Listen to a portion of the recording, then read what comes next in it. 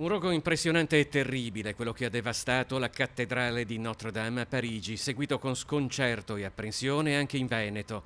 A Venezia, dove nel corso dei secoli diversi monumenti sono stati distrutti dalle fiamme, oltre ad esprimere solidarietà verso la Francia, ci si interroga sui sistemi di prevenzione e contrasto degli incendi negli edifici storici della città. La Basilica di San Marco, ad esempio. Rispetto a Notre-Dame, la chiesa veneziana ha poche strutture in legno, concentrate sulle cupole, dove, come per la Basilica della Salute, è stato attivato un sistema antincendio all'avanguardia. Si chiama water mist, che diciamo riempie in caso di incendio di una parte, riempie completamente l'aria con una gocciolina di pioggia e quindi spegne l'incendio togliendo l'aria e senza danneggiare con l'acqua le cupole sottostanti sulle quali ci sono i mosaici.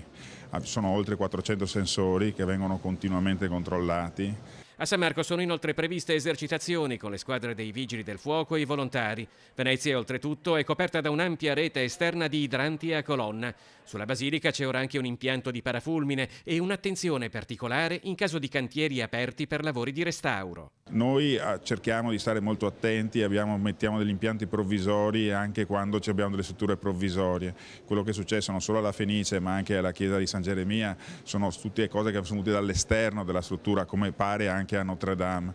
Quindi direi che la parte che bisogna migliorare in generale su queste cose, comunque bisogna stare molto attenti e quando si mettono su queste strutture provvisorie